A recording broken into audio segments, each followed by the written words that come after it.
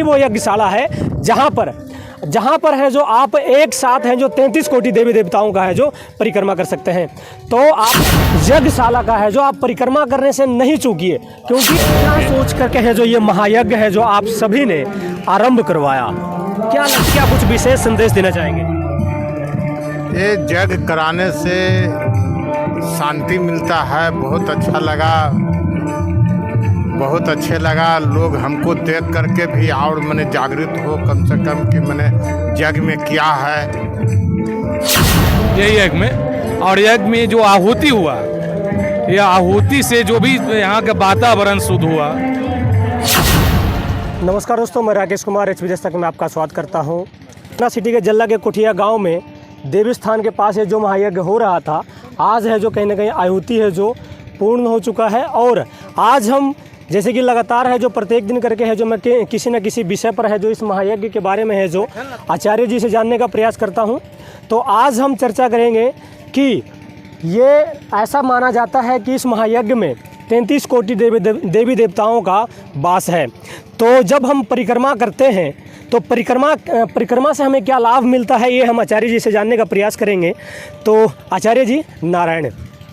जय श्रीमान नारायण। जैसे कि प्रत्येक अगर जो हम कहीं परिक्रमा करते हैं, किसी मंदिर में करते हैं, तो संभवतः 1 या 2 देवी देवताओं का ही परिक्रमा कर पाते हैं। लेकिन जब यहाँ पर ऐसा माना जाता है कि यहाँ पर है जो 33 कोटि देवी देवताओं का वास होता है, तो जब यहाँ पर परिक्रमा करते हैं तो क्या है जो हमें फल प्राप्त होता है? देखिए, यज्ञ है और यज्ञ में सभी देवताओं का लगभग आवाहन पूजन होता है। आया है कि यानि कानि जपा पानी जन्म मंत्र कृतानि च। यह परिक्रमा करने से जन्म जन्मांतर के जो इस शरीर से पापह कर्म होता है उसका प्रायश्चित होता है। इसलिए देवता दाहिने भाग में होते हैं, ऊर्जा का अन्वेषण होता है और भगवान की विशेष कृपा होती है जिससे मनुष्य के कृत जन्मों का पापों का प्रायश्चित होता है। परिक्रमा का बहुत फल आया है। भगवत नाम स्मरण करते हुए परिक्रमा करने से यह शरीर में मुख्य रूप से ऊर्जा प्राप्त होती है और उस ऊर्जा से शरीर में एक सकारात्मक सोच और सकारात्मक ऊर्जा प्राप्त होती है। शास्त्रीय विधान ज्ञान कानि चवा पानी जन्मांतर कृतानि च, यानी जन्म जन्मांतरों का पाप का प्रायश्चित होता है। तो ऐसा आचार्य जी ऐसा माना जाता है कि जैसे कि हर एक देवी देवता हैं जो इसके अंदर निवास करते हैं, तो सभी देवताओं का अलग अलग से भी परिक्रमा होता है क्या? इस यज्ञ में तो सभी को एक साथ होता है। प्रधान देवता जैसे यज्ञ है लक्ष्मी नारायण यह यज्ञ, तो इनके प्रधान देवता भगवान लक्ष्मी नारायण हुए। और जैसे रुद्र यज्ञ है तो उसमें भगवान रुद्र प्रधान हुए। शक्ति यज्ञ है उसमें भगवती दुर्गा प्रधान हुई। गणपति यज्ञ है तो भगवान गणपति प्रधान हुए। हनुमत यज्ञ है तो हनुमान जी प्रधान। मतलब ऐसा कह लें कि हम सभी के लिए कहीं ना कहीं सभी जितने भी लोग आते हैं, जहाँ भी यज्ञ होता है, वहाँ के आसपास की जनता के लिए, आसपास के सनातनियों के लिए कहीं ना कहीं एक बहुत बड़ा शुभ अवसर होता है कि एक साथ ही 33 कोटि देवी देवताओं का है जो परिक्रमा कर सकते हैं। देखो, द्वैत वेदांत सिद्धांत एक है जो हमारे अनादिकालों से हम लोग मूर्ति पूजा में ज़्यादा विश्वास करते हैं। भगवान के साकार रूपों में हम लोग सबसे ज़्यादा विश्वास करते हैं। उसके बाद पूज्य जगत गुरु आदि गुरु शंकराचार्य स्वामी जी आए तो अद्वैत वेदांत सिद्धांत का जो ब्रह्म अस्मि, ब्रह्म ही सर्वोपरि है, अक्षरम रूपम परब्रह्म ज्योति रूपम सनातनम। और वही पूज्य भास्कर रामानुज स्वामी जी विशिष्टाद्वैत वेदांत सिद्धांत की बात करते हैं जिसमें सकार और ब्रह्म दोनों का पूजक होते हैं। तो यज्ञ है एक सकार स्वरूप में परमात्मा का निराकार का दर्शन करना, यह यज्ञ है। यज्ञ से मोक्ष होता है, यज्ञ से ज्ञान होता है, यज्ञ से कामनाओं की पूर्ति होती है, यज्ञ से बहुतों प्रकार का लाभ है। यज्ञ एक हमारे एक अनुसंधान केंद्र भी कहा जाएगा। अनादिकालों में देखे हो सुने होंगे कि महर्षि विश्वामित्र के द्वारा यज्ञ इसी बिहार की पावन भूमि बक्सर में हुआ था, जिसमें नाना प्रकार के शस्त्र आयुधों का आविष्कार हुआ था, जिसमें भगवान राम लक्ष्मण आए थे। तारिका स्वभाव का उस समय अंत हुआ था भगवान राम भद्र के हाथों से। तो समझ सकते हैं कि जितने भी जहाँ भी कहीं यज्ञ होता है तो जितने भी सनातनी आसपास के सनातनी संभव अगर जो है संभव तो आप उस यज्ञ स्थल में पहुँचिए और यज्ञशाला का है जो आप परिक्रमा करने से नहीं चूकिए, क्योंकि एक साथ आप अनेकों देवताओं का है जो आप परिक्रमा कर सकते हैं। सही वो यज्ञशाला है जहाँ पर है जो आप एक साथ हैं जो 33 कोटि देवी देवताओं का है जो परिक्रमा कर सकते हैं। तो आपने सुना, तो आप अब तक अगर जो वंचित थे तो कल का पूर्णाहुति है, कल यज्ञ भगवान की पूर्णाहुति है। तो पूर्णाहुति में मैं सबसे कहूँगा कि आप आकर पूर्णाहुति में सम्मिलित हो। और महाराज जी कितने मतलब कि आहुतियाँ कई दिनों से है जो लगातार है जो ये हवन 8 दिनों से आहुतियाँ चली आ रही है। 7 दिनों से प्रथम दिन तो जल यात्रा हुआ और दूसरे दिन अग्नि मंत्र के साथ मैंने आहुति शुरू कर दिया था। कितना आहुतियाँ हैं जिसे में यज्ञ शब्द लगता है, जैसे लक्ष्मी नारायण यज्ञ तो सपाद अलग से आहुतियाँ होती है। और जिसमें महा लग जाए तो इससे दुगुना हो जाएगी, इसमें अति लग जाएगा उसके दुगुना हो जाएगा। यह हमारे सनातन धर्मों में इसका सभी जग मीमांसा में इसका वर्णन दिया है। अच्छा, इसमें महाराज जी कितना है जो आहुति? 2 सपाद आहुतियाँ है। 2 सपाद जी, मतलब करीब मानकर चलिए 2 लाख आहुतियाँ। 2 लाख आहुतियाँ। तो समझ सकते हैं कि 2 लाख आहुतियाँ हैं जो डाली गई हैं, तब जाकर के है जो यज्ञ आज संपन्न ही हो गया है या महाराज जी बच गया है? आज यज्ञ की सारी शेषान आहुतियाँ डाल दी गई। कल केवल मात्र 16 आहुतियाँ हवि की डाली जाएगी, जो हवि इसी महायज्ञ के मंडप के मध्य कुंड में बनेगा और ब्राह्मण के द्वारा बनाया जाएगा और यजमानों के द्वारा आहुतियाँ डाली जाएगी और उसी के शेषान को यजमानों को प्रसाद दिया जाएगा, जिसे यज्ञ का महाप्रसाद कहा जाता है।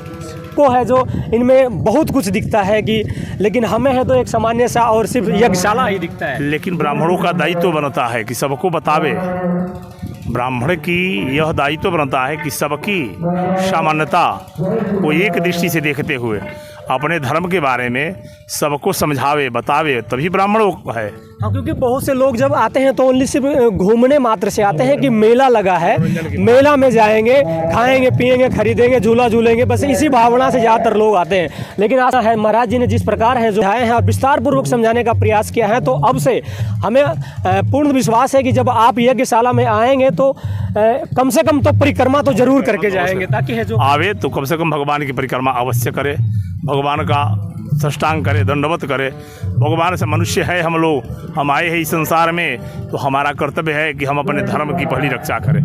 धर्मो रक्षति रक्षतः, जो धर्म का रक्षा करता है उसका धर्म रक्षा करता है, जो धर्म का रक्षा नहीं करते हैं उसका धर्म भी रक्षा नहीं करता है। चाहे अनादि कालों से इतिहास को उठाकर देखेंगे पुराणों को, तो जिन्होंने धर्म पर कुठार चलाया है उन पर स्वतः धर्म ने कुठार चलाया है, चाहे वह हिरणाक्ष हो, हिरण्यकशिपु हो, बकासुर हो, चाहे वृतासुर हो, चाहे रावण हो, जिस पर है जिन्होंने धर्म पर कुठार चलाया उस पर धर्म ने उनका कभी रक्षा नहीं किया, उनका जरूर ही उनका पतन किया है।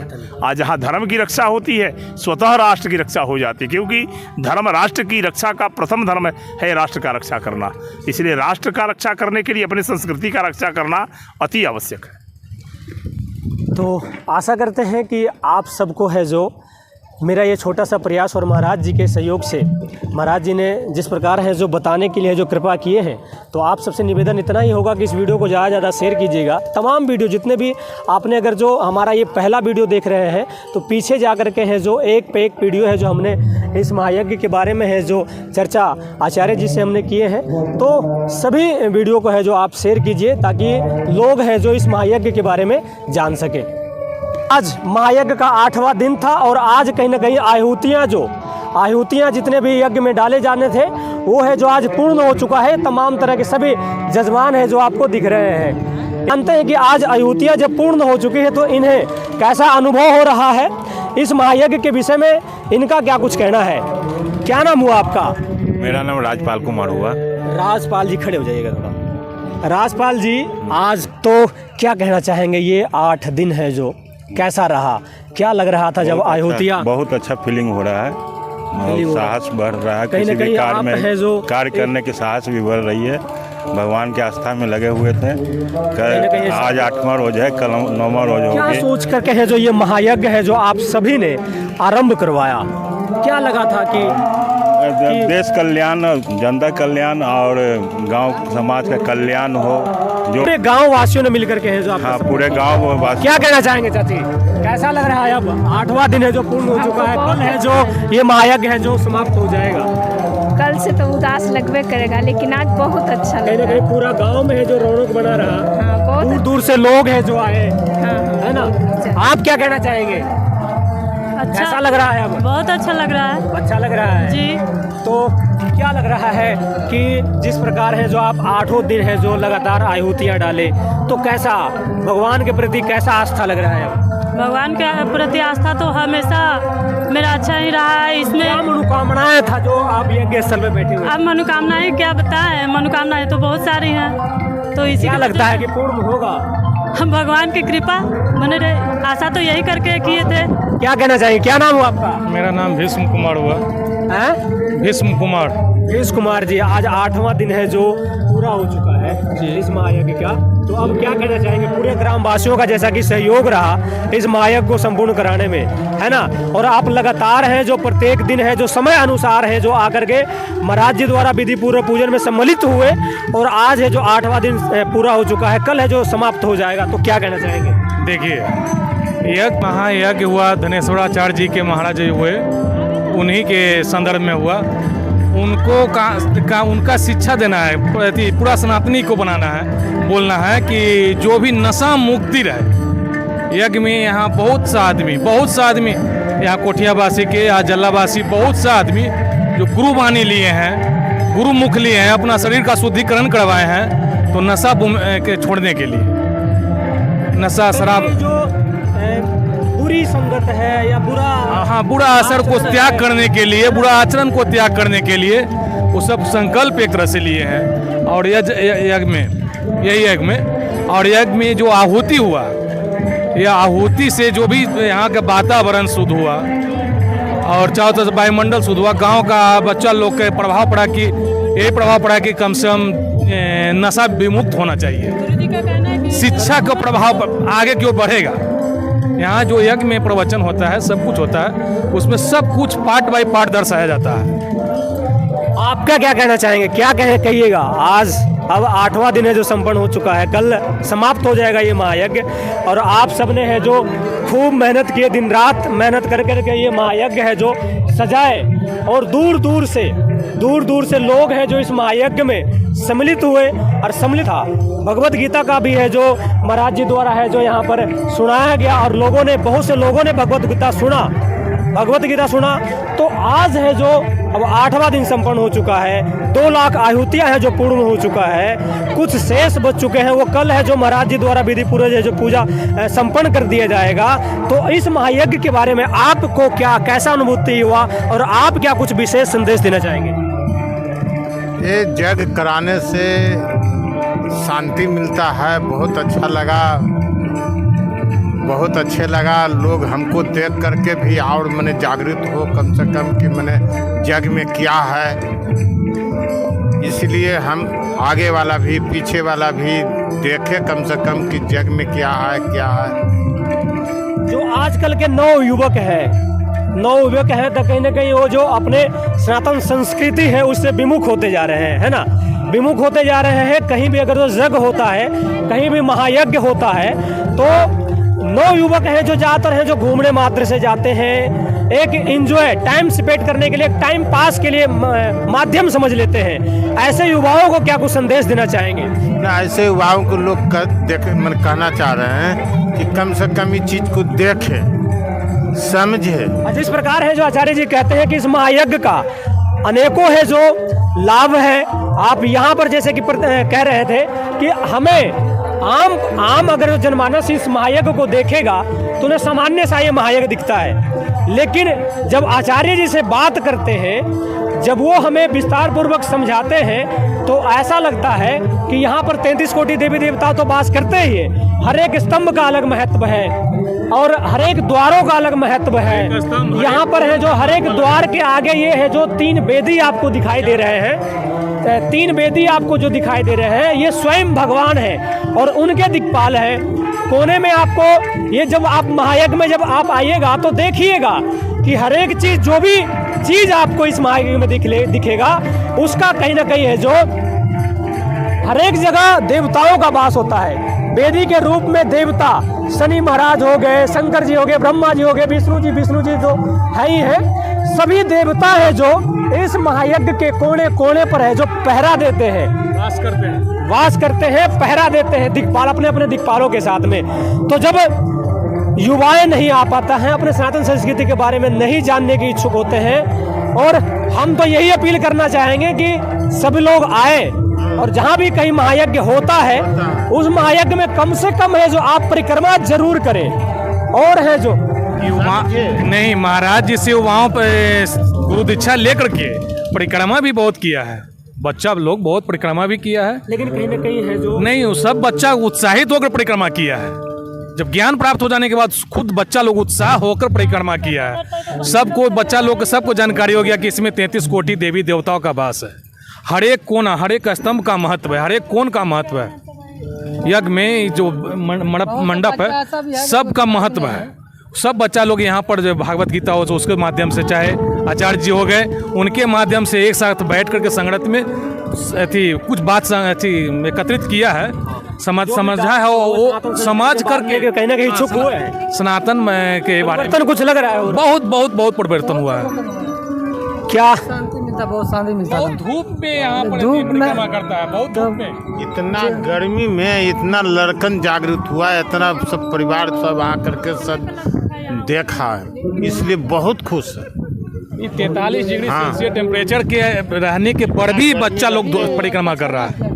बहुत बच्चा महिला बच्ची सब कोई परिक्रमा कर लग रहा है कि अब यज्ञ जो है सिर्फ जैसे कि जब सब लोग करते हैं और इसका महत्व समझते हैं और इनकी है जो इनका वैल्यू देते हैं, अपने सनातन संस्कृति के बारे में जानते हैं और यहाँ पर आकर के जो विधि पूर्वक पूजा अर्चना करते हैं, परिक्रमा करते हैं, तो कहीं ना कहीं लगता है कि आपका प्रयास है जो कहीं ना कहीं है जो सफल है, सफल रहता है। तो विश्वास है, तभी तो इतना डिग्री सेल्सियस में लोग परिक्रमा कर रहे हैं, कलश लेकर के गए आए, तो कहीं ना कहीं भगवान है ना दिल में।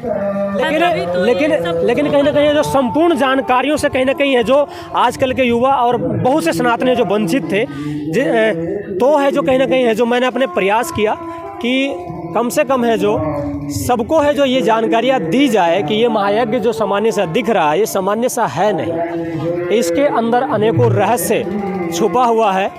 तो जैसे कि आचार्य जी ने भी प्रयास किया कि नहीं, इस महायज्ञ के बारे में है जो सनातनियों को जानना चाहिए और इन सब ने भी हमें ये प्रेरित किया और कहे भी कि आप है जो प्रत्येक दिन कर करके है जो इनके इस महायज्ञ के बारे में है जो आप बताइए ताकि लोग है जो जान सके, है ना।